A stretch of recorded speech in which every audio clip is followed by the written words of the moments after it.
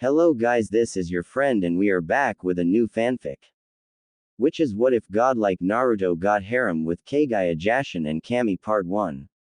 And if you enjoy this fanfic, then please press the like button and subscribe to my channel for more fanfic like this. And now let's start the fanfic. Sitting high above the village of Konoha, on top of the stone head of the fourth Hokage, is a young boy that appeared to be 16 years old. The boy stood at 5 feet 10 with tanned skin, waist-length spiky white hair, deep violet eyes, and a vertical line in the middle of his forehead. For clothes he wears black shinobi sandals, black cargo pants, a tight white kimono top with baggy sleeves that had tomo around the cuffs and on the collar, and around his waist was his Konoha headband acting as a belt. This boy's name is Naruto Uzumaki, or at least that's the name he uses. His real name Naruto Otsutsuki, the demonic god, husband of Kaguya Otsutsuki, father of the Biju, the sage of six paths, and many other children that will be named later. Naruto is supposedly the son of Minato Namikaze and Kushina Uzumaki, but the truth is he's a being as old as time itself. Flashback. Naruto is actually the 10-tailed beast and he has roamed these lands from before humans popped up. For a long time Naruto ruled the lands like a god and all was well. Then humans showed up and for a while they worshipped him, but then they began to fear his power and thus feared him.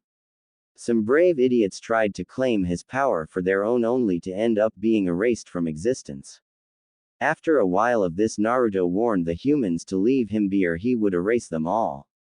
The humans did as he asked and left him alone, but then they started warring with each other. Naruto didn't want any part of their wars, so he just traveled the land looking for a nice place to rest. It was during his travels that Naruto came across Kaguya, who just so happened to be an alien princess. It wasn't too long before the two fell in love and Naruto willingly shared his power with her. Naruto then took a human form and married Kaguya as she became the mother of chakra while he was the father, and later they had two sons who inherited their chakra. As the two boys grew, Kaguya gave them love and nourishment while Naruto gave them discipline and trained them in the control of their chakra. The only problem in their lives was Kaguya's want to bring peace to the lands. Naruto already knew that Kaguya could bring peace, but it wouldn't last as the humans seemed to always find ways to fight over the smallest and stupidest things. Naruto allowed Kaguya to do as she pleased with his full support since he was a good husband, and just like he thought, Kaguya brought peace.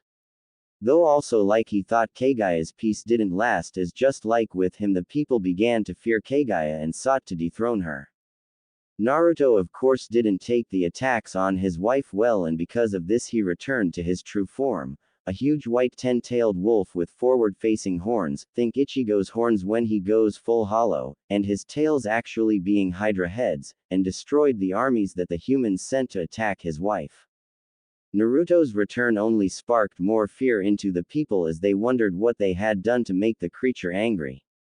Naruto revealed that Kaguya was his wife and that he would destroy all who threatened her. Hearing this only made Kaguya's love for Naruto grow, as she knew he preferred to leave humans to do their own thing while he lived in peace with his family. The only reason Naruto would deal with humans was if they interrupted his peace. Kaguya's love grew so much that she bore Naruto 9 more children. While her first 2 sons took after her more than Naruto, these 9 new ones took after Naruto's true form. Naruto's sons, on the other hand, Hagoromo and Hamura, thought that their parents were power crazy and felt that they knew of a way for things to be better. Naruto's cave. Hagoromo and Hamura walked into their father's cave with the intentions of confronting him on his and their mother's actions. While they loved their parents dearly, they were becoming tyrants, and the twins felt that it was time for all of the bloodshed to stop.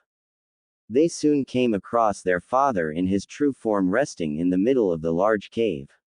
No matter how many times they saw their father's true form, they just couldn't believe the sheer size and power that radiated from their father. When they got close to their father, his eyes shot open and they stared into cold grayish-purple eyes with 6 rings around a slit pupils. "So, my children have finally come to seal me," said Naruto, much to their surprise. "How did you know, father?" asked Hagoromo. Because I raised you two brats, I know how you think, said Naruto before he slowly stood up. It was amazing to Naruto that he was able to find a cave to fit his great stature. Naruto turned from his two children and walked further into the cave. This had confused his children as they followed him, but once they reached the back of the cave they were shocked beyond belief. Laying in the semicircle were 9 curled-up creatures of different species sleeping. Hagoromo and Hamura noticed that they all had a different number of tails going from 1 to 9. Farther, what are they? Asked Hamura. They are a part of me, said Naruto as he looked at his sleeping children. Naruto knew full well that they weren't really sleeping, because since when did children go to sleep when their parents told them to? Most likely they were up and playing together before they heard him walking towards them and decided to act like they were sleeping. Hagoromo narrowed his eyes at the Biju as he took his father's words the wrong way. He believed that his father had made them from his power and was going to use them as another defense for his mother. They look like children, maybe they can be put on a better path. Hagoromo thought to himself. Hamura's eyes widened at this as he knew what their father meant, as he had often told them that they were a part of him. Hamura instantly knew that these 9 creatures were his and Hagoromo's younger siblings. If you are truly going to seal me away, then go ahead, I won't stop you, said Naruto, greatly confusing his children. Noticing their confusion, Naruto continued. I taught the two of you many things over the years. I've taught you to be strong in both mind and body, to never judge another until you know them, to control the power that you inherited from your mother and most importantly, I taught you the value of family. I must say that I'm disappointed that of all the lessons it's the last one that you choose to forsake, but I'm also proud that you are showing your determination to follow your own path and not the path others have chosen for you, said Naruto. But Hagoromo and Hamura noticed that he hadn't looked at them as he said it. Why are you taking this so well, father? Asked Hagoromo.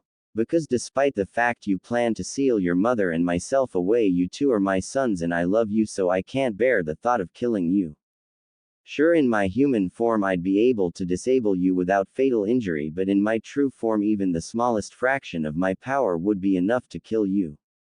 Plus every child gets to the age where they think they know better than their parents. It just took you two longer than I thought it would, said Naruto with amusement clear in his voice at the end.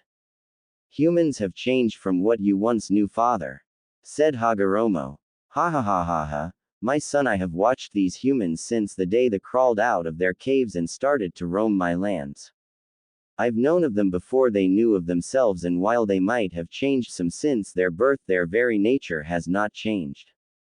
They are greedy yet fearful creatures that wish to control what they don't understand, and what they don't understand and can't control they fear and try to destroy. I have found few that are not like this and have even called them my friend. When they died I watched over their children and then their children and so on and so on. Do you know what I learned from this? Asked Naruto. What did you learn, father? Asked an interested Hamura. I learned that bonds can last forever as long as the feeling of friendship and love are shared between both parties. I also learned that humans are a jealous race, as those I didn't not consider my friends sought to harm those I did, said Naruto. You played favorites, father. What did you expect? Asked Hagoromo. I expected them to respect their god, roared Naruto as he finally turned to face his first 2 sons. Naruto knew his 9 little ones were trying their hardest to appear to still be sleeping, but he also knew they were paying close attention to what he was saying. What he was saying would be a lesson for his children. I ruled them as their god and they praised me for my generosity and kindness. They would come to me with a problem and I would either solve it for them or tell them to do it themselves. They came to fear my power and sought to bring me to their feet, to make me into their pet. I killed them for this, but only the ones that came to attack me, said Naruto. Maybe if you just proved to them, Hagoromo tried to argue before he was cut off.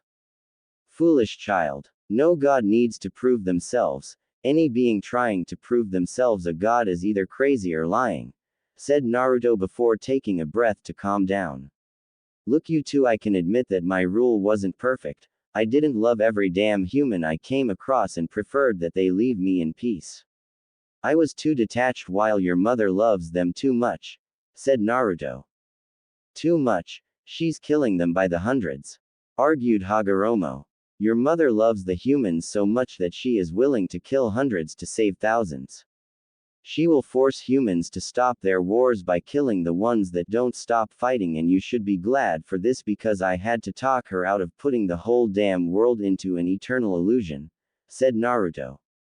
She was going to what? Asked Hamura. Father, why don't you help us?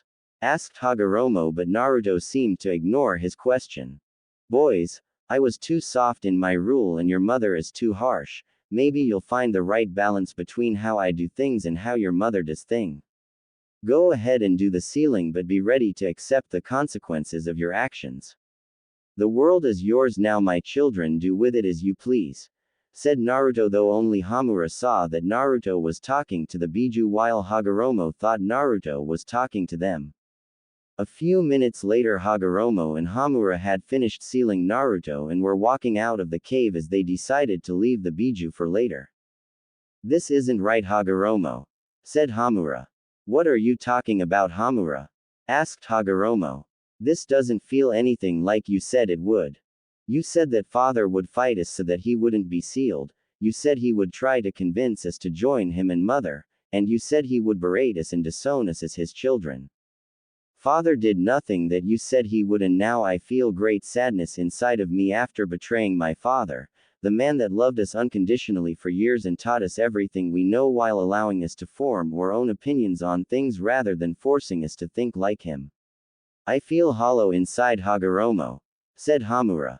I feel the same, Hamura. Father did not act at all how I believed he would, but we've come too far to turn back now, said Hagoromo. Hamura knew this to be true, and so he continued to follow his brother. But in the back of his mind he couldn't help but wonder what their younger siblings would think of them after this. He and Hagoromo were taking away their father and mother after all. Back in the cave, what the brothers didn't know was that as soon as they left the area, Naruto unsealed himself and stood before his still pretending children. My foolish sons, you really believed you had the power to seal me. Chakra comes from me, it is an extension of my power, and you are not strong enough to harm me with it. Naruto said to himself. Alright, you lot, stop pretending to be asleep and talk with your father, said Naruto as the Biju finally stopped pretending. What do you want us to do, father? Asked the small orange nine-tailed fox. He was the oldest of his siblings and therefore the de facto leader. I want you all to live your lives. What you do from this point on is completely up to you, but no matter what you decide, your mother and I will always love you, said Naruto. Why are you talking as if we'll never see you again? Asked the fox. The others looked at their father nervously as they felt really scared at losing their father. Because Kurama, it will be a long time before you see me or your mother again. Your older siblings believe in their ideals so much that they are willing to seal their parents away. I will not stand in their way, so once they seal your mother I will remove her from it and we will go to the realm of the gods and watch the world from there. Here Naruto paused and saw the sad expressions on his children's faces.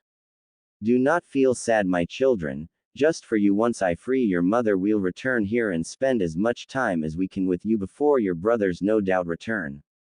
Also before we leave I will set up a mental link between us so that you may talk to me or your mother anytime you wish, said Naruto. He then smiled as much as a large wolf could because he saw that this made them at least a little bit happier. Very well, father, said Kurama.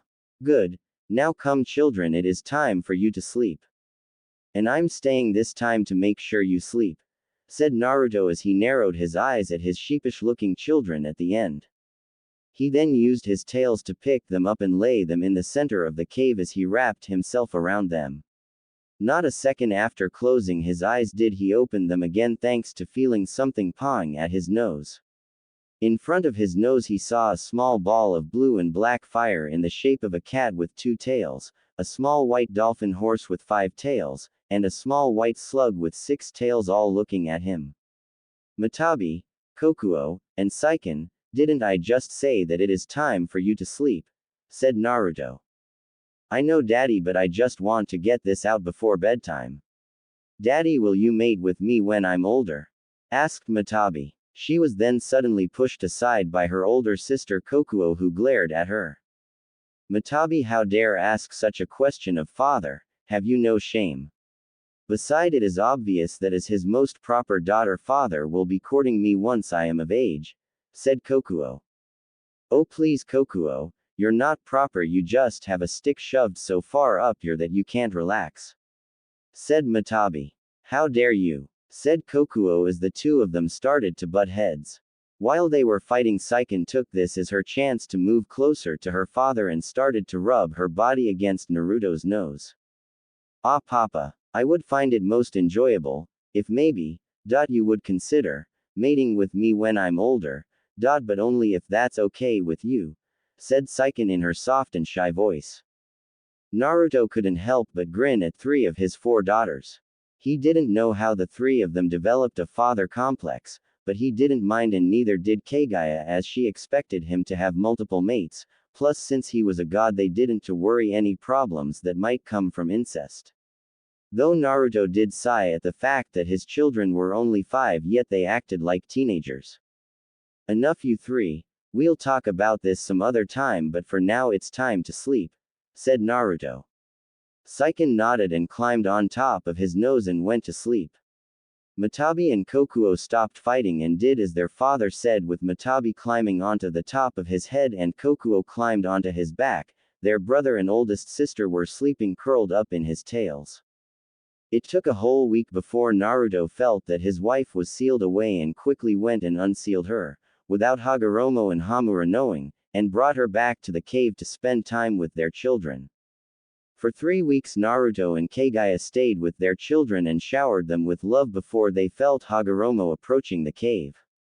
Like Naruto had told them, he set up a mental link between them so that they could talk whenever they wanted to.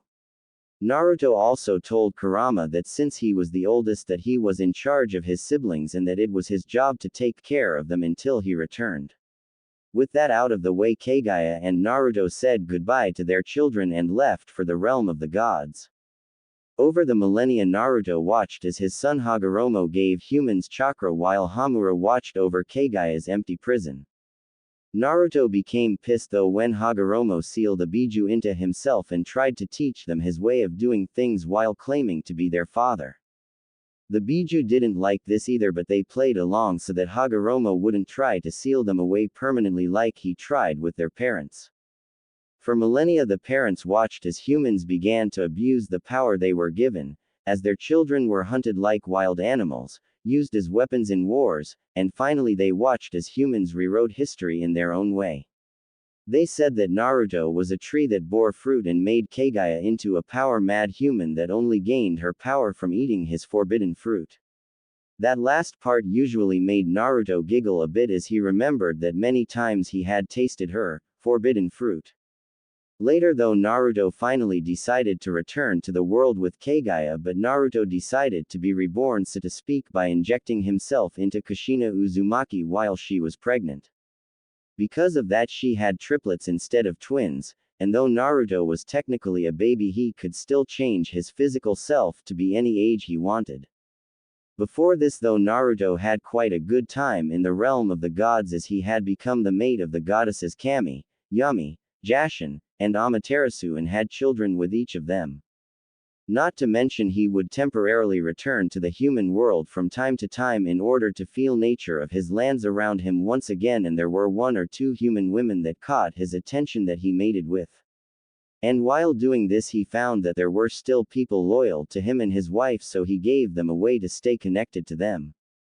Flashback end. So much has happened since my time in this world. So much has changed and yet so much has stayed the same. Naruto thought to himself. He stood up when he felt a presence behind him and turned to find his first wife Kaguya standing there. She looked just as beautiful as always, with her pale skin, pale pupilless eyes, small eyebrows, a vertical slit in the middle of her forehead just like his, long flowing white hair that actually dragged along the ground, supple lips covered in red lipstick, and brown horns that stuck up from the top of her head and looked like rabbit ears.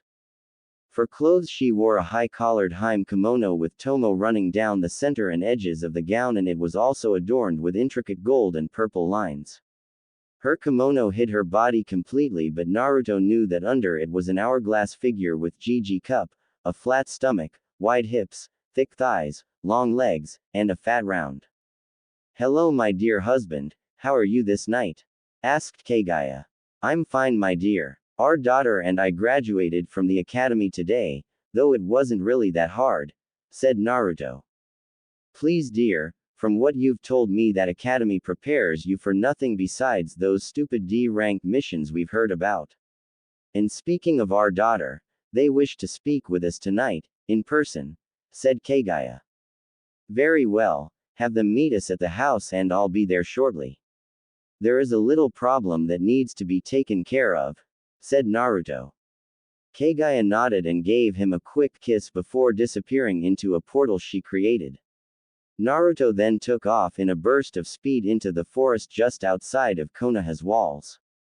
In the forest, we see a man with white hair in the standard Konoha Chunin uniform and two Fuma shuriken on his back jumping from tree to tree with a large scroll in his hands.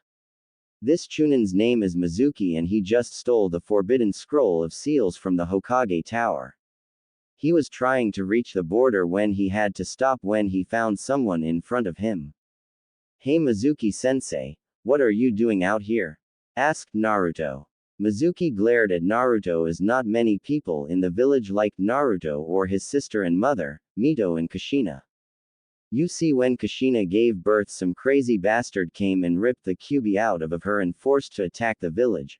Minato was able to split the Kyubi's chakra from its soul and body and seal it into his firstborn son Menma while sealing the body and soul into Mito using the Reaper Death Seal Jutsu against Kushina's wishes. Minato expected the Shinigami to take his soul after that, but the god didn't and simply told that a worse fate awaited him for what he had done. After that, Minato told the village what he had done but left out the man that had attacked and escaped as he didn't want them to panic about it. This caused the people to see Menma as a hero, but they saw Mito as a monster, resulting in them treating Menma like a prince while they tried to treat Mito like trash. Tried being the key word because Naruto and Kushina wouldn't let them, thus causing them to be hated right along with Mito. Kushina told Minato what was happening, but he didn't believe her as he felt the villagers wouldn't do something like that. This caused Kushina to leave Minato while taking Mito and Naruto with her. She tried to take Menma too, but he sided with Minato. Kushina had a deep belief in family overall, but Minato showed her that he would put the village over his family. Anyway, back to right now. "What are you doing out here, Naruto?" asked an angry Mizuki. It was bad enough he was forced to pass the demon lover and his demon sister, but now he was standing in the way of his escape. "I asked my question first," said Naruto with a straight face. "If you must know, I'm on my way to a mission," said Mizuki, coming up with a quick lie. "Okay traitor, I don't have time for this," said Naruto as he disappeared in a burst of speed and reappeared in front of Mizuki with his fist embedded in Mizuki's stomach.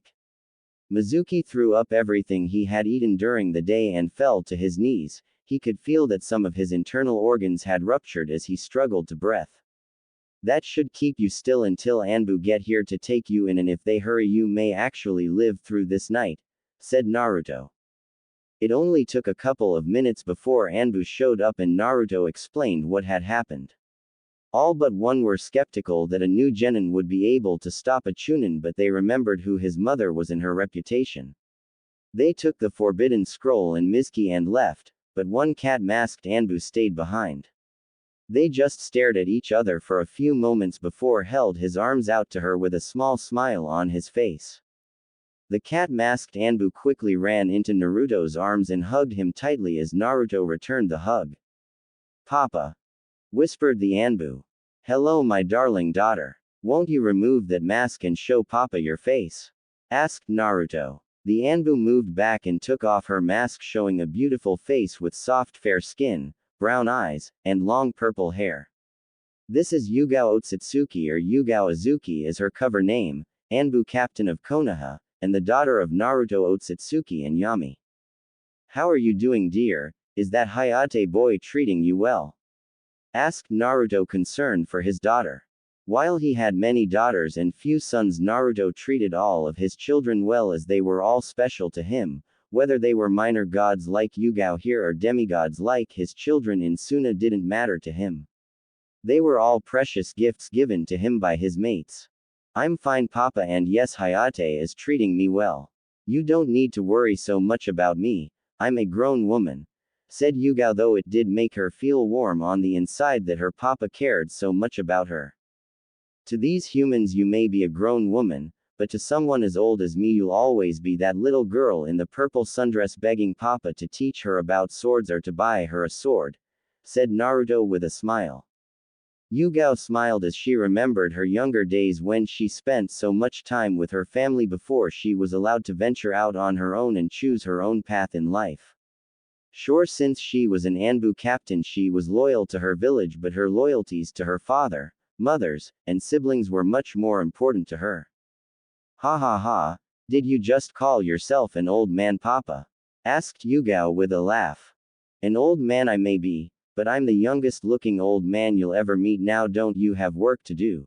Said Naruto, though his eyebrow did twitch at the fact he called himself old. Oh right, I better go before they come back. I'll see you later, Papa, said Yugao as she hugged her father one more time. Before you go, make sure you contact your mother. She may the goddess of hell, but she still worries about you and your siblings, said Naruto. I will. Bye, Papa, said Yugao as she disappeared into the trees. Naruto smiled after his daughter before he disappeared in a burst of speed and reappeared in the middle of the forbidden area of the Forest of Death. A couple of yards in front of him was a massive tree with a large treehouse built into its branches. Walking up the tree until he reached the front of the house, Naruto opened the door and found Kaguya drinking tea with two young girls. The first seemed to be the same age as Naruto's body, with fair skin, pale lavender eyes, and long dark blue hair. The second seemed to be a few years younger, with fair skin, pale white eyes, and long brown hair. These girls were Hinata and Hanabi Otsutsuki, or Hyuga as their cover names, daughters of Naruto and Kaguya Otsutsuki. Their births were very complicated and will be explained later. Hi father, daddy, said Hinata and Hanabi respectively. Hello my sweet angels, your mother said you wished to speak to me, said Naruto as he sat down beside Kaguya.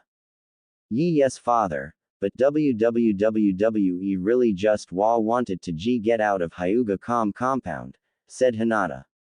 Hinata was a huge daddy's girl. While she didn't have a father complex like some of her sisters, she did become nervous for her father's approval when he was around, even though she knew she always had his approval. When he wasn't around she acted much like Kaguya, well, a kinder version of Kaguya to the branch Hyuga.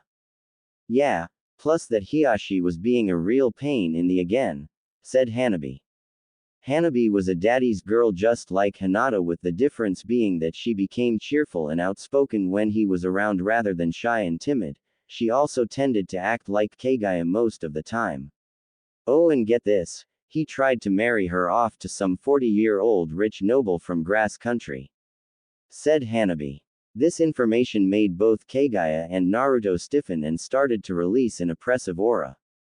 Now they didn't mind if their children wanted to get married, but they would be damned if anyone forced them to. And now Hanabi, it wasn't that bad, Hinata said softly. Wasn't that bad? He tried to grope you, yelled Hanabi. He did what? Yelled Naruto and Kaguya at the same time. Let it be known that nothing was as terrifying as Naruto and Kaguya in protective father-mother mode. At that moment all around the world protective parents everywhere felt the parental rage flowing off of Naruto and Kaguya.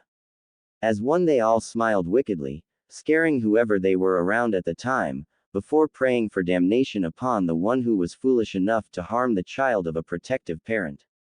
They all for some reason felt that their prayers would be answered. Oh how right they were. Street stopped him before he could, said Hinata. This only slightly calmed her parents, some human had tried to touch their daughter against her will. Oh, there was going to be great consequences for this. Kaguya, inform Yami of the situation and make sure to inform her to take extra special care of this one, said Naruto in a deadly calm voice. Kaguya simply nodded before she disappeared into a portal.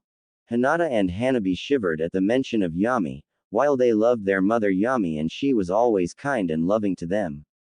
They also knew that she could be a sadistic monster to those she was charged with torturing. In Grass Country, we find a noble grumbling to himself with all of the bones in his right arm shattered from where Hinata hit him.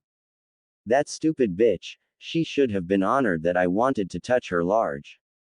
I know, I'll have her cut off and hanged on my wall as a warning for any other bitch that thinks they can defy me, the noble said to himself.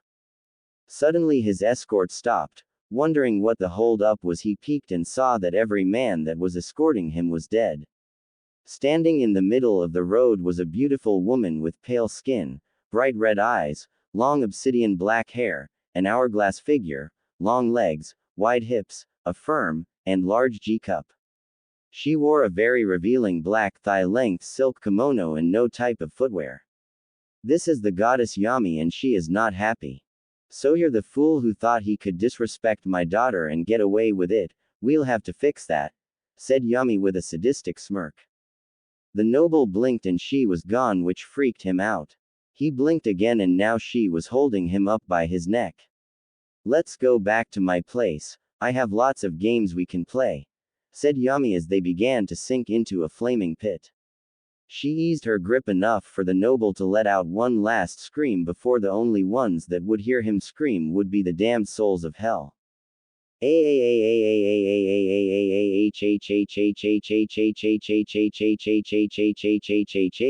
Screamed the noble before they both disappeared into the pit. Back with Naruto, Kaguya returned a minute before they all heard the scream in the distance, making Naruto and his family smile. Now that that is taken care of, tell me, how has your progress in unlocking the Tensegan come? Asked Naruto. I can activate it F for 10 minutes A at a time, said Hinata. I haven't activated it yet, but I'm close, I can feel it, said Hanabi. Naruto couldn't help but smile at his children, they were making great progress in controlling their power. You two are doing very well. It took your brother into his late 20s before he could use the Tensegan, said Naruto. Hinata and Hanabi frowned at the mention of their older brother Hamura, the only other one to even have the Tensegan. Their father had told them about all of their siblings, and while he didn't hate Hamura and Hagoromo, he was disappointed in them. Hinata and Hanabi on the other hand did much like the two, but for their father's sake they wouldn't hate them. I think they deserve a reward, don't you, Kaguya-chan? Asked Naruto. Yes dear, and I think I have just the thing, said Kaguya as she reached into her sleeves. You have to admit that Kaguya has some big sleeves, and pulled out two of the CU tests things Hinata and Hanabi have ever seen. Baby bunnies, yelled Hinata and Hanabi in excitement as they took the bunnies from their mother. Hinata's bunny was pure white with blue eyes and Hanabi's was brown with brown eyes. Oh, thank you so much, Daddy, Mommy, they are so adorable, said Hanabi. Thank you Father, Mother, but I don't think Hiyashi WW will let you keep them, said Hinata. Don't worry about that, my dear, these rabbits will not only act as your pets but your guardians as well. Trust me, these are no ordinary rabbits, said Kaguya. Naruto smiled at his daughters before he became serious and stood up and held his hand out to Kaguya. Seeing this, Kaguya took his hand and stood with him. It is time to let our children know we have returned to the world, said Naruto. Kaguya nodded before they both let their chakra build up before releasing it in a pulse that covered the world. All across the nations, Naruto's children felt the pulse and became excited about their father's and mother's return. Now that that is done, you two need to head back and get some sleep, said Kaguya as she opened up two portals that lead to each girl's room in the Hyuga compound. Good night, Daddy, Mommy, said Hanabi as she walked into her portal with her bunny. Good night, dear, said Naruto and Kaguya. Good night F father. Mother. Said Hinata, but before she could walk through her portal she was hugged by her father. Good night Hinata. I'll see you tomorrow in class, but please try not to stutter so much. There is no need to be so nervous around me. I'll always love you no matter what you do, said Naruto as he kissed her forehead. Hinata blushed a deep red but nodded before she walked into her portal. You know, for being such a daddy's girl, I'm surprised she didn't develop a father complex like some of your other daughters, said Kaguya. I'm actually surprised too, but whatever makes her happy, said Naruto. Naruto is currently sitting in the academy waiting for Iruka-sensei to show up and divide them into teams. Naruto appeared to be calm as he sat in his seat, but on the inside he was trying his hardest not to explode. The reasons for this being that 1. He hated the academy since they taught nonsense most of the time and didn't really focus on things that could help them be ninjas. 2. The noise the fangirls were making as they fawned over Sasuke Uchiha and Namikaze. And 3. Kiba Inuzuka kept hitting on his daughter Hinata when she clearly had no interest in him. No one seemed to notice the rabbit she had sitting on her desk in front of her.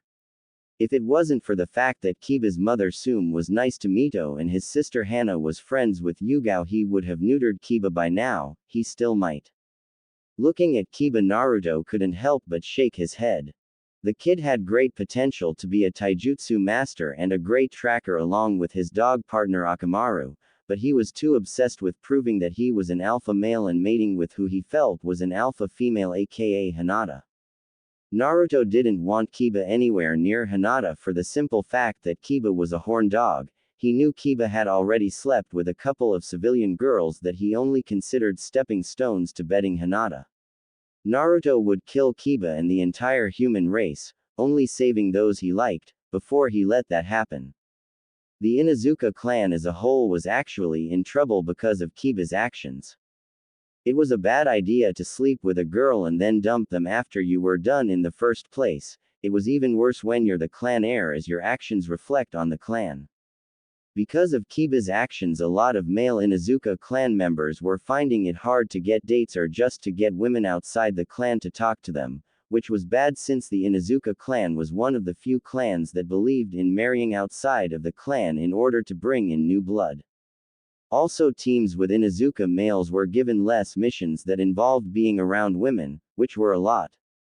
The Inuzuka females were unaffected by this since Sume set an example of what Inuzuka females were like, which meant if you messed with one in the wrong way you were up shit creek without a paddle. Naruto often wondered why Sume didn't just make Hana clan heir, but he later found out that the heir would be the oldest male child the clan head had if they had more than one child. While Sume could make Hana the clan heiress, she knew it would greatly hurt Kiba if he lost his title, and she wasn't willing to hurt her own son like that. Naruto knew that Sume only had 3 options. She could A. make Hana the heiress, B. whip Kiba into shape so he stops starting fires of trouble faster than she could put them out, or C. allow Kiba to continue as he is and drag the clan's name down with him. Turning his sights from Kiba, Naruto looked at Sasuke and couldn't help but frown deeply at him. In Naruto's opinion, Sasuke was the definition of a spoiled child. Sasuke used to be a pretty nice child before his brother Itachi killed everyone in the clan except Sasuke, their mother Makoto, and the children. Makoto survived because she was out visiting Kushina that night, and the children survived because of Naruto hiding them with a genjutsu that even the Sharingan couldn't break. Ever since that night, Sasuke has been a little brooding prick that was obsessed with killing Itachi. He seemed to completely ignore that he still had his loving mother and the other Uchiha children around. Hell, his mother had even offered to train him since she was a rather powerful kunoichi before she retired, but he refused and decided to train on his own. It also didn't help that most of the civilian council kissed the ground Sasuke walked on, making him think he was Kami's gift to the world and he was owed everything he wanted.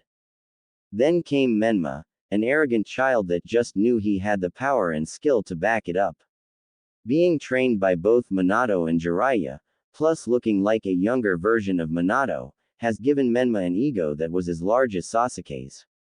Even though Menma chose to stay with Minato, he at least still respected Kushina for her kunoichi skills.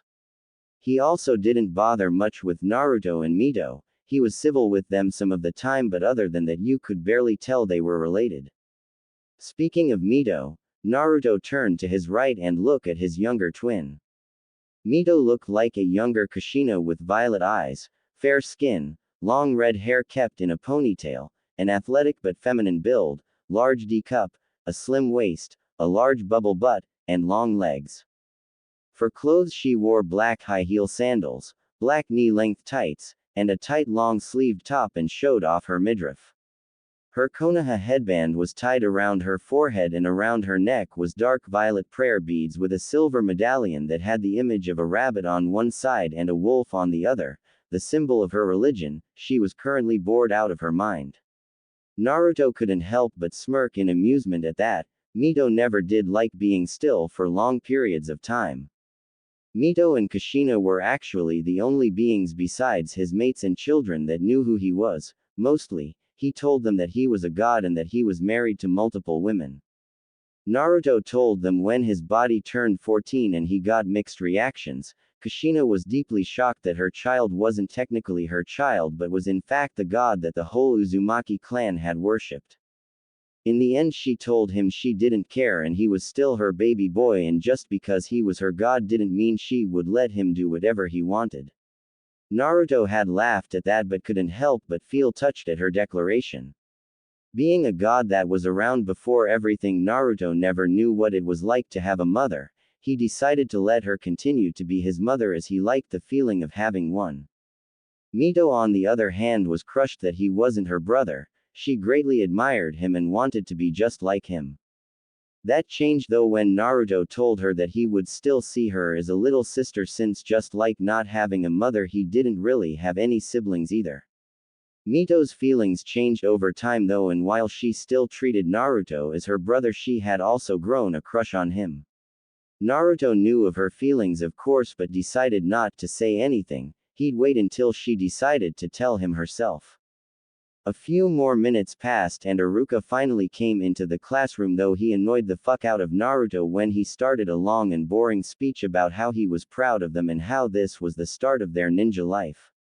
Sasuke got Rookie of the Year and Sakura Haruno got Kunoichi of the Year. Naruto could have easily got Sasuke's title but simply didn't want it. Hell, he could rule the world right now, but he decided to do things slowly rather than instantly. Alright, for teams we have Team 1 with, said Iruka.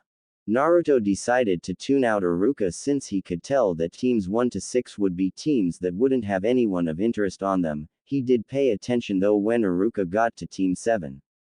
Team 7, by order of Hokage-sama, will be Sasuke Uchiha, Sakura Haruno, and Menma Namikaze.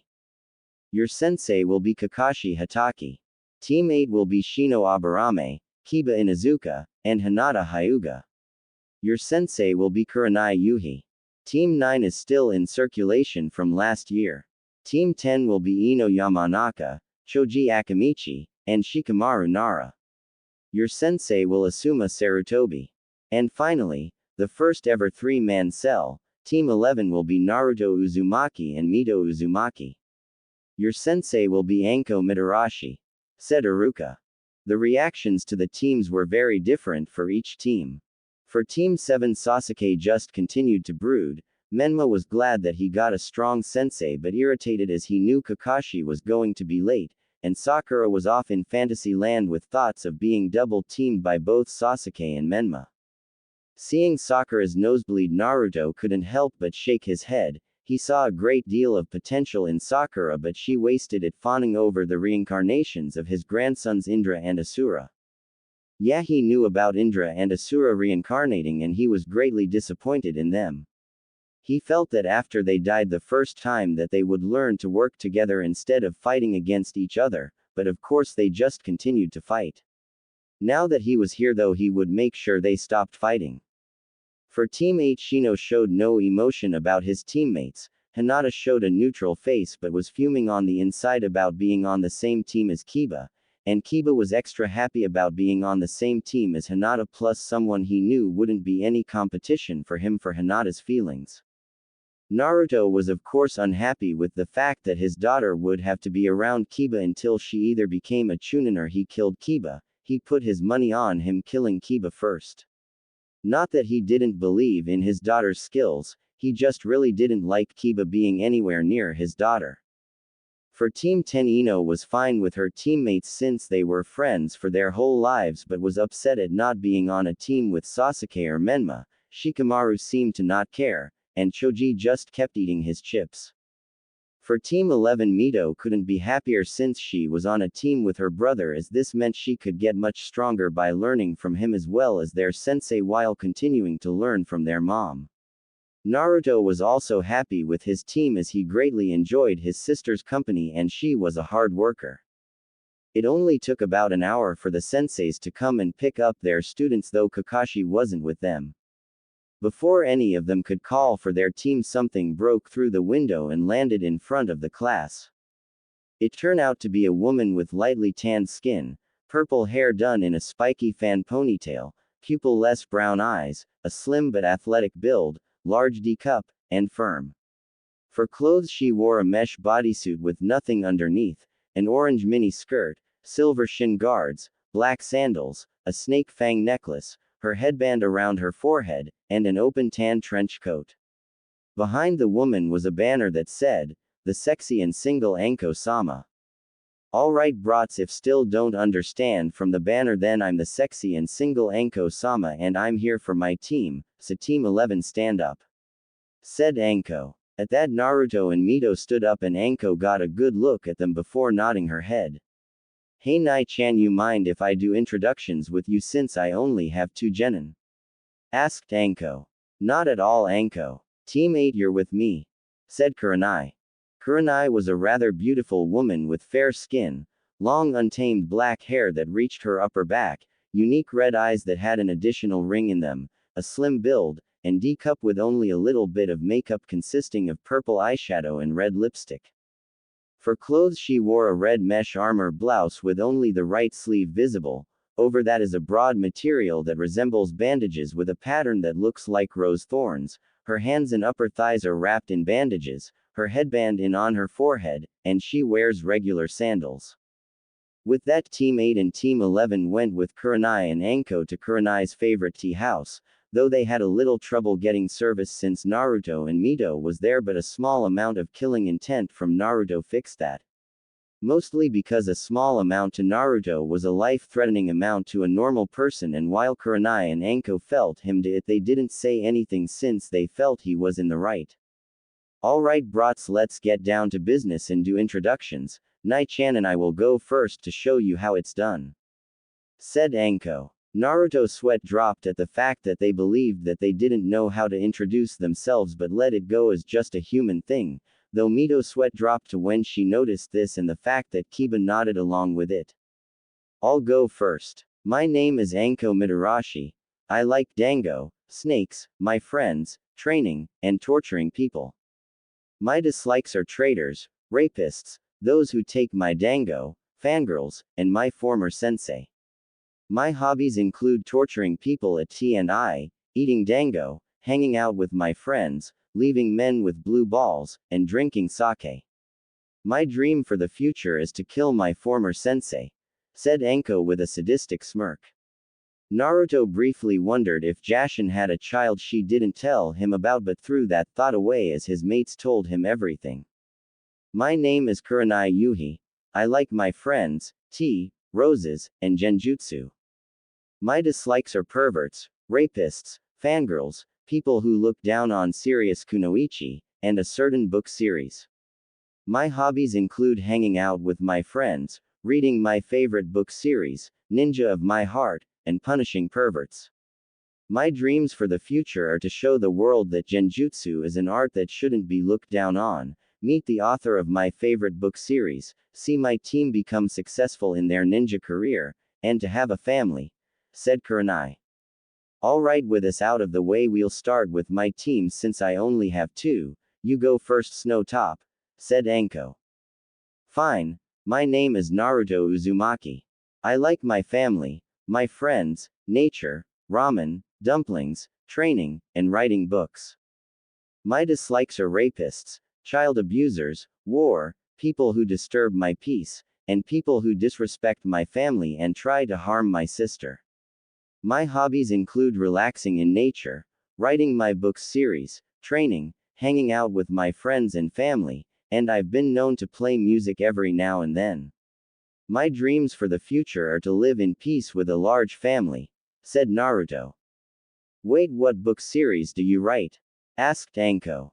I'm actually the writer of Ninja of My Heart, so I guess one of Kurenai-sensei's dreams came true. I'm actually surprised you didn't recognize my name Kurenai-sensei since my name is on the back of each book, said Naruto. Naruto had started writing Ninja of My Heart after he heard Jiraiya bragging about his own book. He had taken a look at Jiraiya's book and found that it was nothing but smut. Sure, the story was good, but it was still smut. So Naruto decided to write his own book, and right now it was doing much better than Makeout Paradise, the reason being that Naruto made it so that you actually cared about the characters and their story.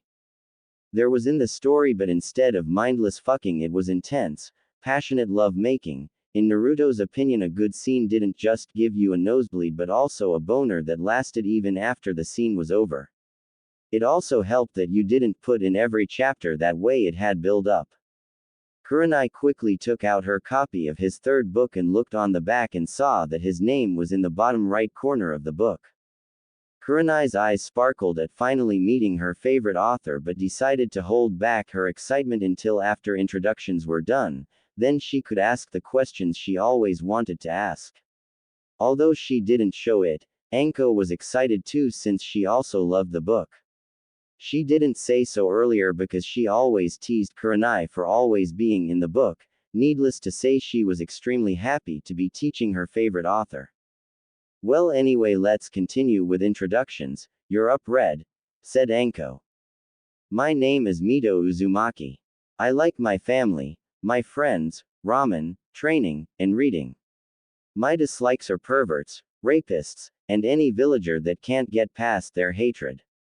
My hobbies include hanging out with my brother and mother, training, reading, and learning about the Uzumaki. My dream is to become a great kunoichi and marry the man of my dreams, said Mito. Very good, you two. Now it's my team's turn. Why don't you start us off, Hinata? Said Kurenai.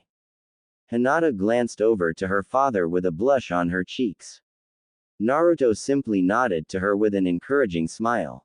Seeing this, Hinata took a deep breath to calm herself down and reminded herself that she always had her father's approval no matter what. My name is Hinata, Hyuga, said Hinata, though she hated saying Hyuga as she really wanted to say her real name. I like my family, my friends, flower pressing, cinnamon buns, and foo-foo cuddly poops, said Hinata as she held up her bunny. I dislike the caged bird seal of the Hyuga clan, the Hyuga elders, perverts, rapists, people who make fun of my eyes, and boys that won't leave me alone, said Hinata as she looked right at Kiba when she said the last part. No one seemed to notice Naruto stiffen when she said people made fun of her eyes. He didn't know anyone made fun of her eyes. Who made fun of her eyes? He would turn them inside out and then make fun of their insides. My hobbies include flower pressing, reading, training, spending time with my little sister, playing with foo-foo cuddly poops, and spending time with my family. My dreams for the future is to become a strong kunoichi and to find a boy my father will approve of, said Hinata. Very good, Hinata. You're next, Kiba, said Kurenai while trying not to cuddle foo-foo cuddly poops. He just looked so adorable. Yahoo! I'm Kiba Inuzuka and this is my partner Akamaru. I like dogs, my clan, girls and women, girls being 13 to 17, women being 18 plus, and Hinata-chan. I dislike animal abusers, Sasuke, Menma, Naruto, and anyone who flirts with Hinata-chan. My hobbies include training, playing with Akamaru, and doing other activities. My dreams for the future are to become a great clan head and to marry Hinata-chan, said Kiba. Naruto was slightly shaking in rage as it took everything in his power to not kill Kiba right then and there. Kurenai was shaking too as she just realized that she had a pervert on her team. Sure, just about everyone knew about Kiba sleeping around, but the fact that he called it one of his hobbies really pissed her off. "I'm not marrying you, Kiba," said Hinata in cold and stern voice that reminded Naruto so much of her mother.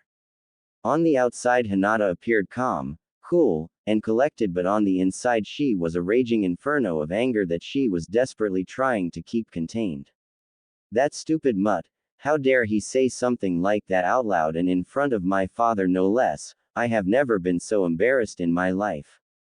Hinata raged in her mind. "Moving on, it's your turn, Shino," said Kurenai. "My name is Shino Aburame. I like bugs, my clan, NT. I dislike those who kill bugs for no reason, insect repellent, and those that mistreat my clan. My hobbies include reading, studying bugs, and learning more about my clan. My dream for the future is to be a good clan head," said Shino. "Well, now that that's out of the way, I can tell you that you all are not officially genin, as the academy was just to see who was good enough to take the real genin test. Though Naruto and Mito, since there are only two of you and your siblings, I'm not even going to bother with the test," said Anko. "Aw man, well in that case you wanna go out, Hina." Kiba never got to finish as he was kicked in the face by Fufu Cuddly Poops and sent crashing into the street outside the tea shop. This surprised everyone except Naruto and Hinata. Naruto wasn't surprised because the rabbit was born specifically to keep idiots like Kiba away from his daughter, and Hinata wasn't surprised because she saw the rabbit do the same thing to Hiyashi this morning when he saw the bunny and tried to take it away. "Anyway, Team 8 meet at Training Ground 8 at 7 a.m. sharp. Dismissed," said Kurenai after getting out of her shock and before she and Anko disappeared. With that, the group split up and went home, with only Mito and Naruto going in the same direction. While walking home, Naruto decided it was time he talked to his son face to face and that it was time that he and Mito started to work together. Uzumaki House. Since they no longer lived in the Namikaze mansion, the Uzumakis now lived in a nice two-story house with 3 bedrooms, 2 bathrooms, a game room, and a pool in the backyard. Walking into the house, Mito and Naruto saw their mother sitting on the couch reading a book while wearing her normal attire. "Hey kids, how was your day?" asked Kushina with a motherly smile on her face. "It was fine, Mom. Naruto and I are on the same team," said Mito as she sat on her mother's right side. "We also don't have to take the secret test since our sensei could tell that Mito and I wouldn't have any problems working together," said Naruto as he sat on the left. "Well, that's good to hear. I didn't spend all that time training you two together for them to separate you two," said Kushina. Naruto nodded at this, and while he didn't need training, he did enjoy learning new things. Plus, it would be suspicious if a completely untrained child could suddenly crush villages by just unleashing his chakra. "Mom, I think it's time Mito talked with the Kyuubi," said Naruto. Though he disliked using his son's title rather than his actual name, he thought it would be worth it to see the look on Kushina's and Mito's face when they learned that the Biju were his children. "What? Why?" asked Kushina, terrified at the idea of her daughter being anywhere near the Kyuubi. "Because having Mito and the Kyuubi working together rather than against each other, and it will also make it so Mito doesn't use the Kyuubi's chakra while she angry and can't control herself," said Naruto. Seeing that Kushina wasn't convinced, he sweetened the deal. "If you'd like, you can come along with me and Mito into her mindscape," said Naruto. Kushina took a deep breath before nodding her head in agreement. Mito didn't say anything because she trusted Naruto knew what he was doing. She knew Kushina believed in Naruto too, but as a mother it was in her nature to worry about her children. "Good. Now then, Mito, I need you to lift your shirt and show me the seal. Mom, I need you to make a reinforced shadow clone to watch over us and to explain things should anyone come and check up on us," said Naruto. Mito blushed but lifted her up so it was just under her and started to channel chakra so that her seal showed. Kushina created a reinforced shadow clone. Naruto sat crossed-legged in front of Mito and placed his hand on her seal while Kushina sat behind him and placed her hand on his shoulder. He closed his eyes and channeled his chakra. Mito's mindscape. When Naruto opened his eyes, he, Mito, and Kushina were in Mito's mindscape. Mito's mindscape took the form of a large forest with lush green grass, a few mountains in the distance, a large lake, and dark clouds in the gray sky. Naruto knew that the clouds and sky showed Mito's negative feelings towards the village, since despite Naruto's and Kushina's best efforts, Mito still did get affected by the villagers' treatment of her. Walking deeper into Mito's mindscape, they soon came across giant cage doors with a paper seal sitting in the middle. Suddenly a large red eye with a black slit pupil opened up in the darkness behind the gate and glared at them. So my jailer has finally decided to visit me, and would look at this, she's also brought my former jailer and her brother. To what I owe the displeasure of having you in my presence? Asked Kurama with rage clear in his voice. Then the cage lit up and showed him in all his glory. Oh my, you really have grown, haven't you, my son? Naruto thought to himself, though he did notice that Kurama didn't seem to recognize him, most likely because he looked so young. Look, Kyubi, the only reason I'm here at all is because my brother had the idea that it would be better if we worked together rather than against each other, said Mito. And why should I care what your stupid brother thinks? He's just some worthless human with a name he doesn't deserve, said Kurama with a growl. He really didn't like that some human had the same name as his father. Now you listen here, B. Mito didn't finish because Naruto placed his hand on shoulder to stop her from finishing. My, you sure have grown over the years. It's good to see you again, Kurama, said Naruto with a small smile. Kushina and Mito didn't understand what Naruto was talking about, but Kurama was shocked and enraged. How do you know that name? Yelled Kurama. Isn't it obvious, Kurama? I know your name because Naruto's body started glow before he completely changed into his true form, which still towered over Kurama. I'm the one that named you, said Naruto. Kushina and Mito stared in awe as they finally saw their son, brother, God in his true form. Father, shouted Kurama in surprise. Hello, my son. Before we continue this talk, let's get rid of this seal, as I don't like seeing you caged, said Naruto before he swiped one of his tails at the gate and completely destroyed it. Stay put, Kurama, said Naruto as he noticed Kurama getting ready to leap at Mito and Kushina. Kurama immediately sat still and didn't dare to move. He still remembered the punishments he and his siblings used to get when they disobeyed their mother and father. Father, what is going on? Asked Kurama. We would like to know that as well, Naruto-kun, said Kushina in a nervous voice. It's simply Kurama. I'm here to visit my son and release him from his prison. I also felt you would work well with Mito here, said Naruto. Also Kushina, Mito, this is my son Kurama. Naruto explained to the two. You have a son, shouted Kushina in surprise. Not just a son, but I have many children. Why are you so surprised? I told you and Mito that I was a god and that I was married to multiple women. Did you really think I went all these centuries without having children? Asked Naruto. Kushina just rubbed the back of her head sheepishly. Wait, if the Kyubi is your son, does that mean that the rest of the Biju are your children as well? Asked Mito. That is correct. They are all my precious children, with Kura-chan here being the oldest of the 9, said Naruto. Father, I'm too old for you to call me that, yelled Kurama. If it wasn't for his fur already being a dark color, everyone would be able to see that his face was a bright red. No, you're not. Just because you're bigger doesn't mean you're not still my little Kura-chan, said Naruto. Father, whined Kurama while Kushina and Mito were silently laughing at him.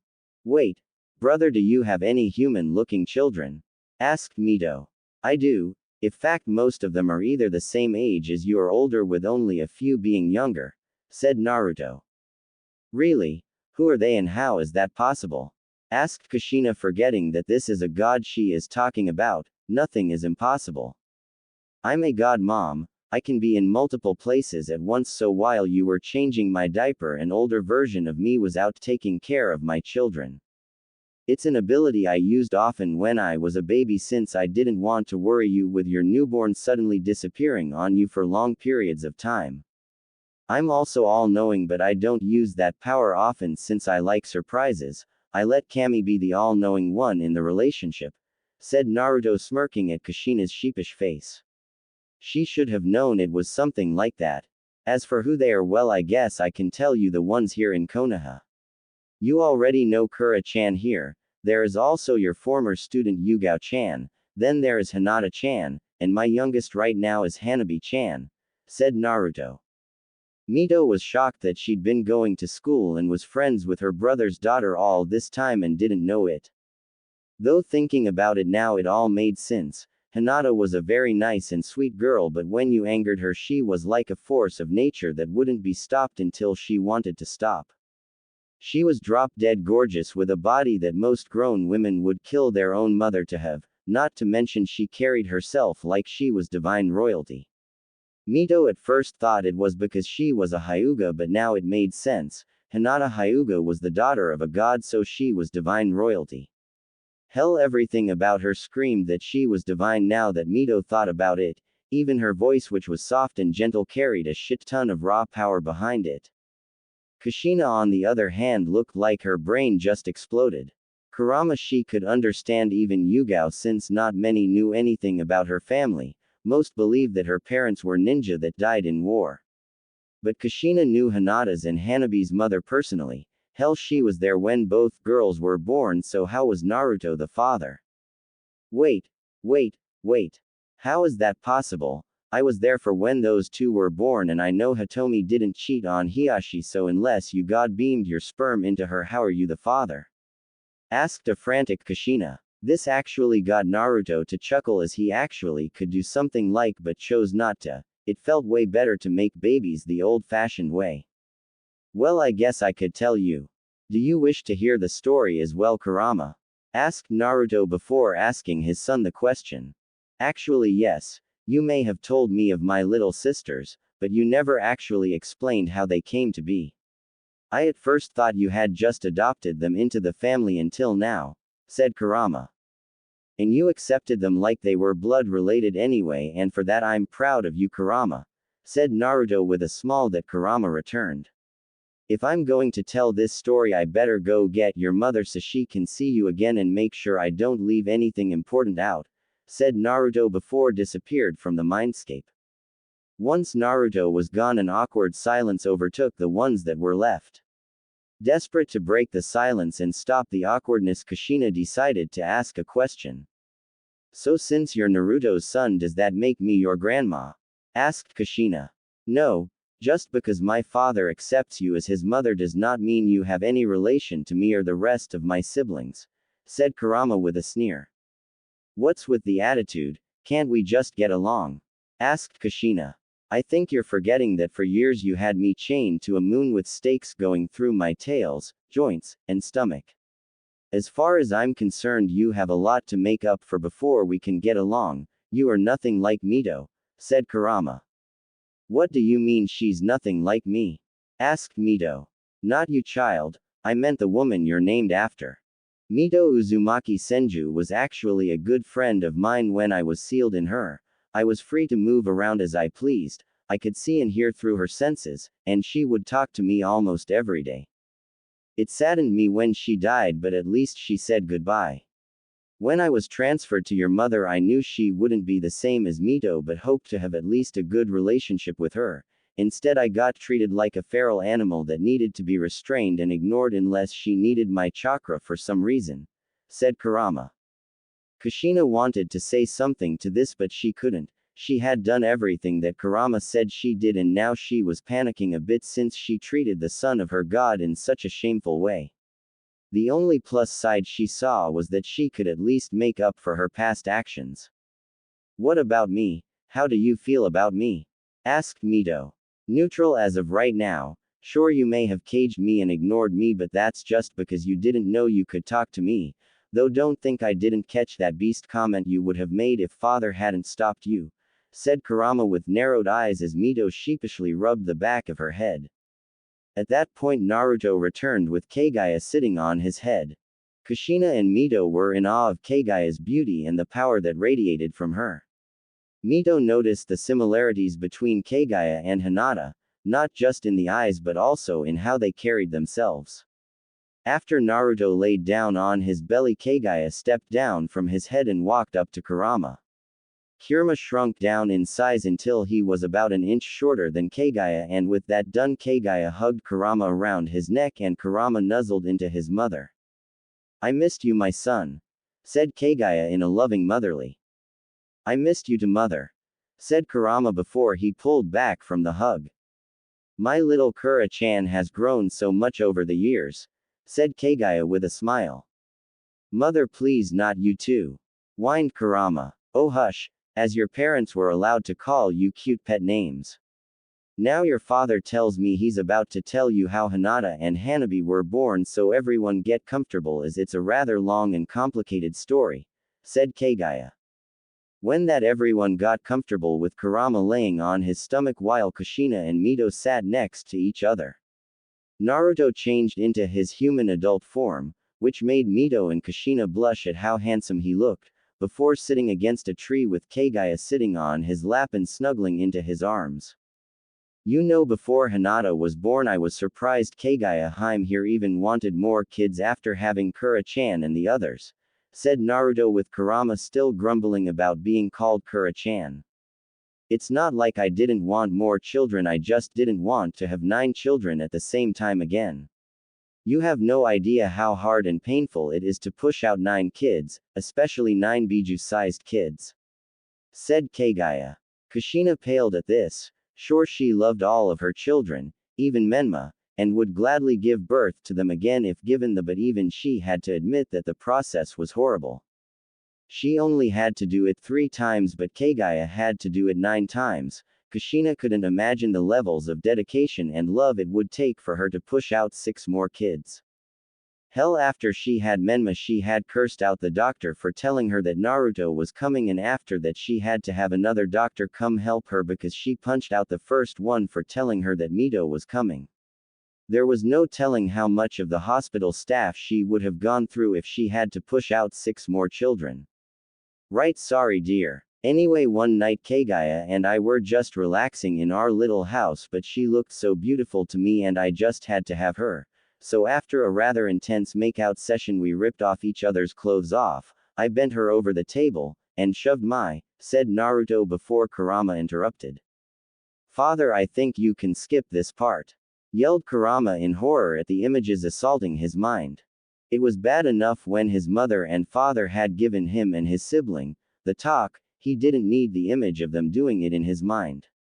Kushina and Mito were both blushing bright red from the images they were drawing up, with Mito even having a little nosebleed. Kaguya, however, smiled as she remembered that night with her husband. It was a night full of passion and love that made her toes curl, her throat sore from screaming, and her stomach full. Not to mention she wasn't able to walk the next day. Fine, I'll skip the juicy part anyway. After that night," said Naruto. Hitomi Hyuga, a member of the branch family of the Hyuga clan. She was a very kind woman as she treated everyone equally and could always be seen with a soft smile on her face. She was also a very beautiful woman with long midnight blue hair, soft white skin, an hourglass figure, wide hips, long legs, DD cup, and a thick. Hitomi's beauty and kindness were a few of the reasons why she was the most loved member of the branch family. Another reason was because she was a splendid ninja, one of the best the branch family had to offer. Despite this, her life was terrible. She had been forcibly married to her clan head Hiashi Hyuga. Hiashi was a very old man that barely talked to her if it wasn't necessary and treated her more like his personal maid rather than his wife. Recently he's been talking about how it was her duty to produce an heir for him and had bedded her every night for the last month with no positive results. This was something she was actually happy about, as she could tell with the way he treated her that he would be a terrible father, though he was starting to bed her more frequently.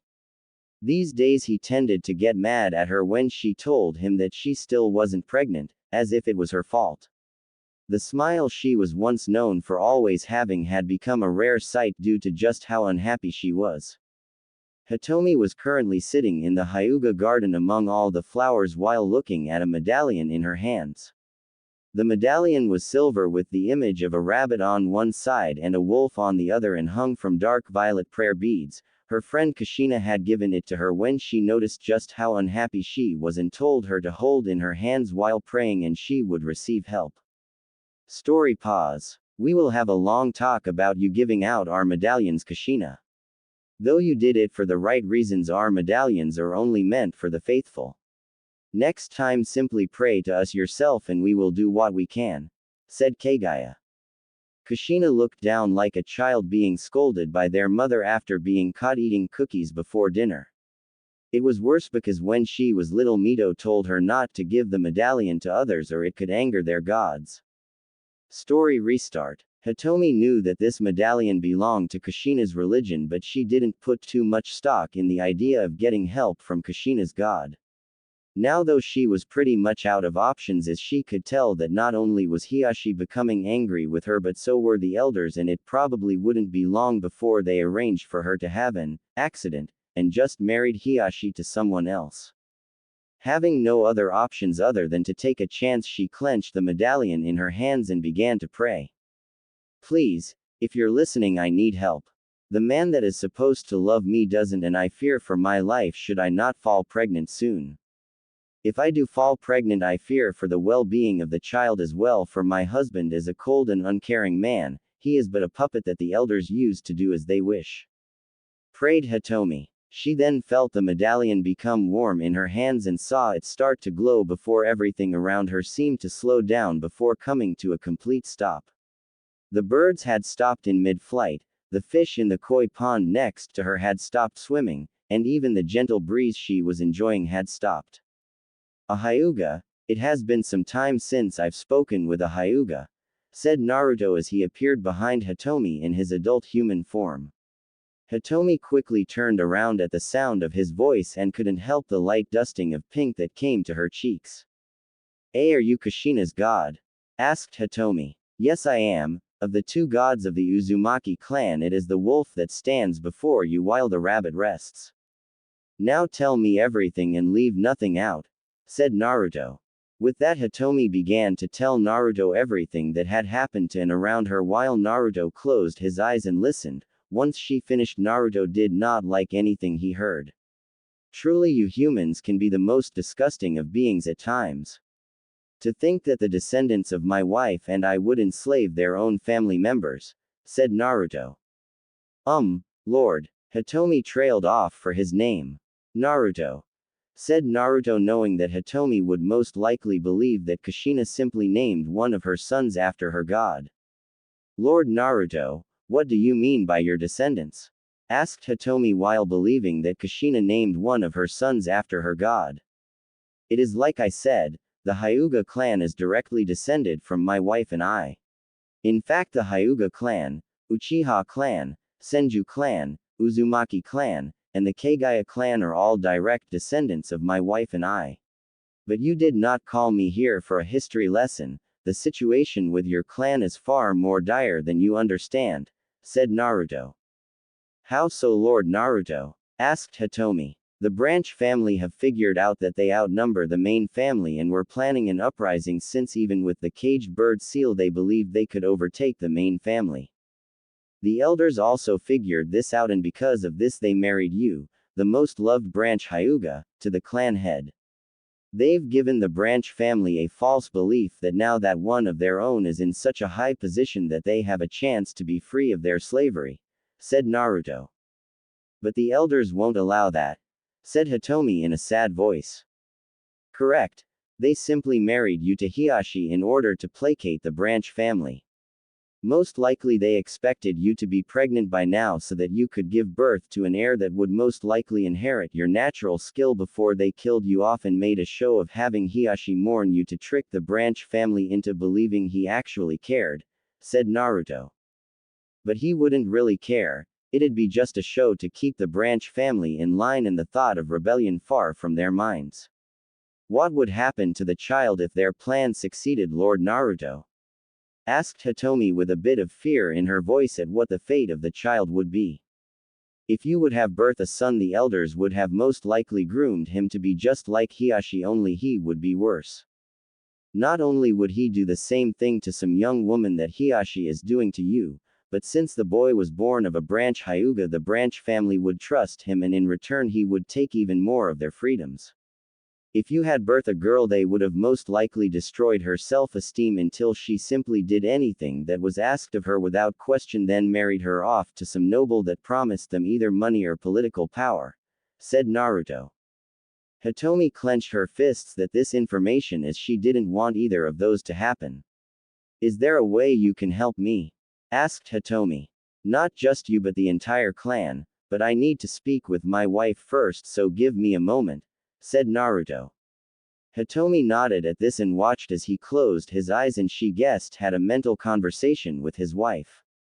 She sat there waiting for about half an hour before he opened his eyes.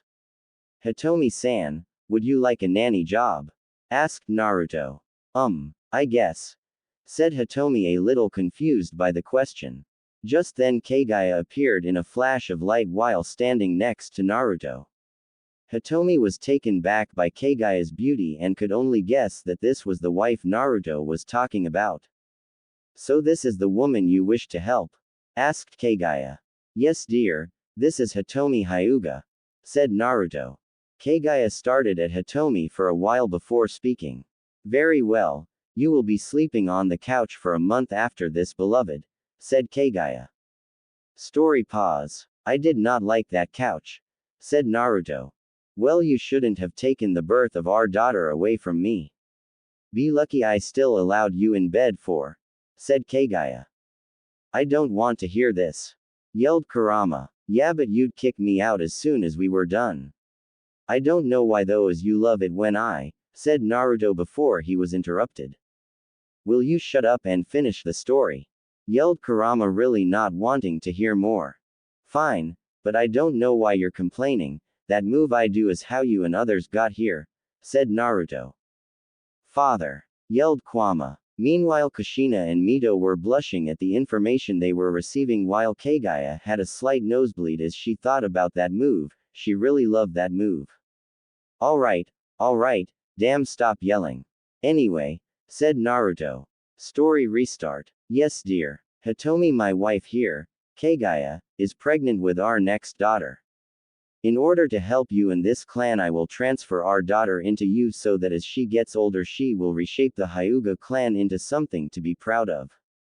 You will act as her nanny when either Kaguya or myself aren't taking care of her. She is not to be harmed while in your care, and you are to be the one to teach her the gentle fist, said Naruto. Hitomi was greatly shocked at Naruto's plan and could now understand why he would be sleeping on the couch. His wife clearly wanted to give birth to their child, and this plan took that away from her, but apparently Kaguya could understand that this would save the clan. Why you wish for me to give birth to a goddess? Said Hitomi. Yes, with the will of both myself and my husband behind her, your elders and Hiashi will not be able to influence her, and with the power she'll carry she'll be able to fix the Hyuga clan, said Kaguya. With that said and done, Naruto placed his hands on Kaguya's and Hitomi's stomachs and transferred the baby to Hitomi. We will be watching over you to make sure nothing happens to you or the baby, said Naruto. Years later, Hitomi was sitting in the Hyuga garden watching a 3-year-old Hinata playing in the flowers. If you asked Hitomi if it was worth giving birth to a daughter that wasn't her own, she would tell you yes every time. Hitomi found Hinata to be an absolute joy to be around. In fact, as of right now, Hinata and her friends outside of the clan were her only joys. When she informed Hiashi that she was finally pregnant, he reacted in the way that she expected. He simply told her that it was about time. He then made her stop visiting the branch family because, in his own words, now that you are carrying the next clan head, you can't be wasting time amongst the servants. She couldn't believe he had said that to her face. This had the effect of making the branch family believe that she had forgotten where she came from and became just another uptight main family member. With the main family still seeing her as only a branch member and the branch family only seeing her as a main member, she was hated by both sides of her family. Naruto and Kaguya came by plenty of times just to speak with her, as they knew of her situation with her family. They had actually become good friends of hers. It always makes her smile to think that she is a friend to two gods. When Hinata was born, Hitomi quickly figured out that a baby goddess was way different from a baby human. Since Hinata couldn't be trained yet, Hiyashi left Hinata with her a lot of the time while he dealt with clan matters. The elders had already started their plan to kill her as they poisoned her tea and food, but thanks to Naruto and Kaguya, she was immune to the poison. Naruto and Kaguya came by pretty much every day to spend time with Hinata. It was clear to Hitomi that even at only a few weeks old, Hinata knew who her parents were, and that was fine with her as she and Hinata developed a sisterly bond. As Hinata grew, Hitomi noticed that when around herself or her parents she smiled more, laughed, and all around acted like a normal happy child, but when Hiyashi or any other Hyuga was around she became quiet and very serious, much like her mother. What no one other than her, Naruto, and Kaguya knew was that because she was a goddess, Hinata developed faster than any normal child. At 3 months old, Hinata could walk on her own without trouble and could talk in full sentences. At a year old she had a vocabulary that was better than most adults and understood more about the world than some of the world's greatest thinkers, and at 2 years old she understood politics and where babies came from. She had even asked her parents for a sibling. Because of this, she was once again pregnant with another of Naruto's and Kaguya's children. She didn't mind though, as they were her gods now, as she had officially joined their faith. Hiyashi didn't really care that she was pregnant again, and the elders were mad because they expected her to be dead by now.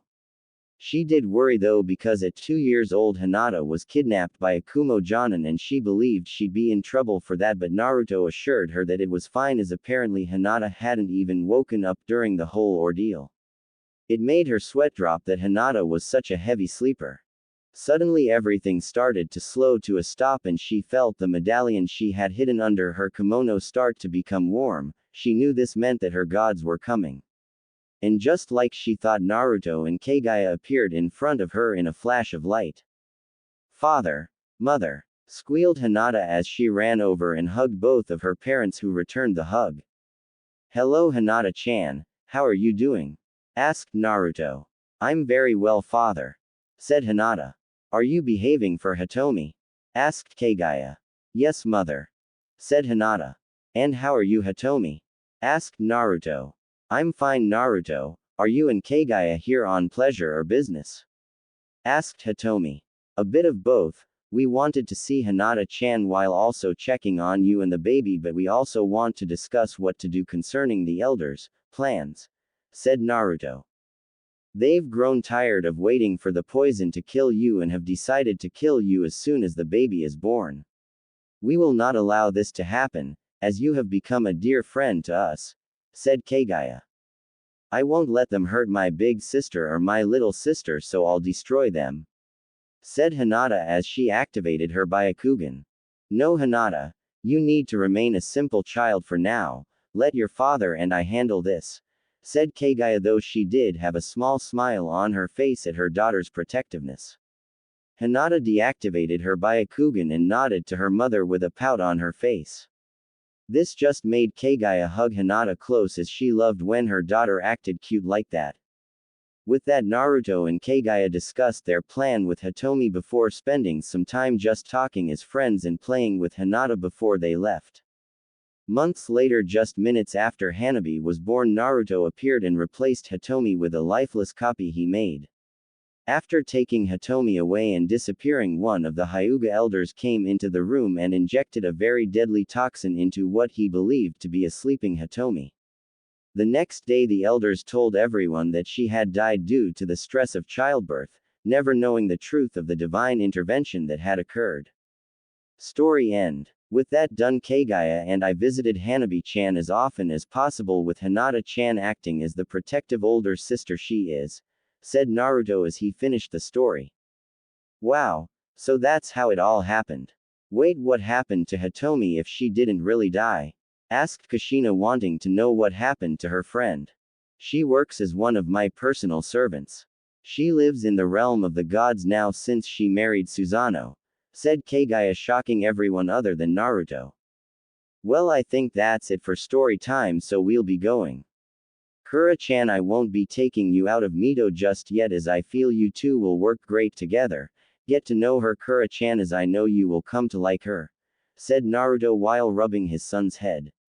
Kurama still grumbled about being called Kura-chan but nodded to his father's words. Kaguya walked over to Kurama and kissed his forehead and was about to disappear back to the house in the Forest of Death before Kushina stopped her.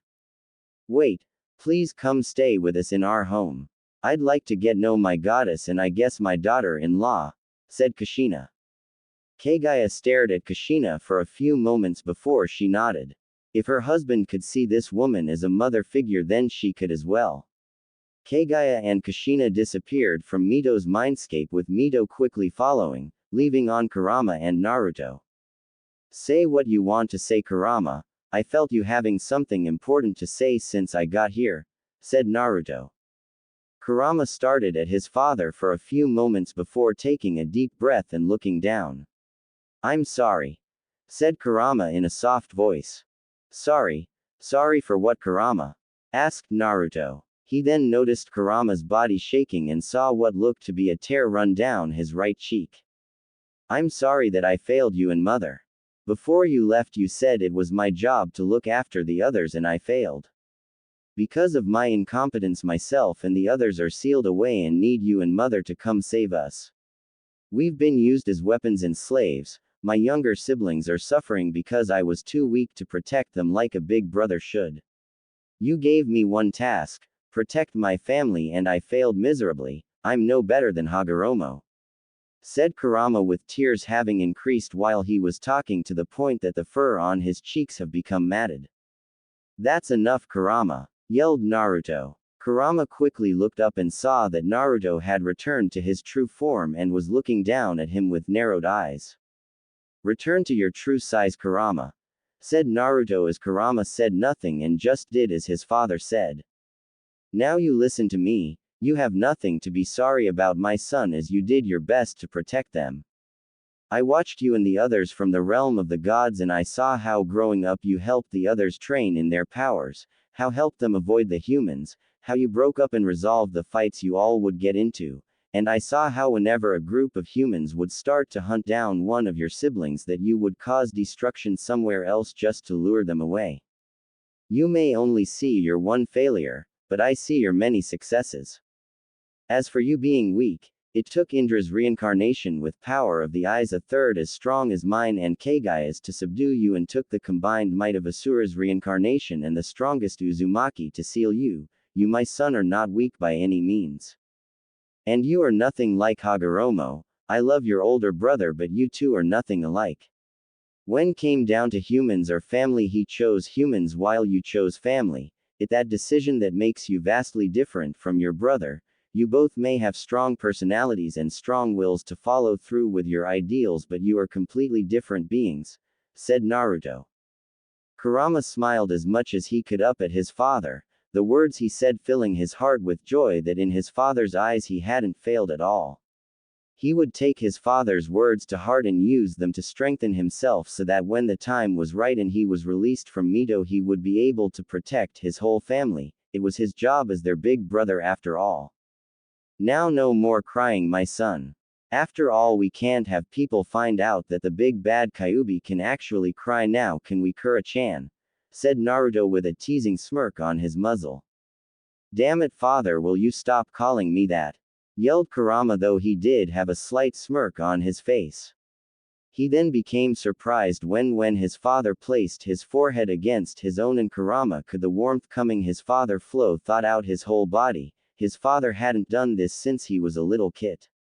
"I'm proud of you, Kurama, never forget that. And hold your head up high, you are my son after all," said Naruto before he started to disappear.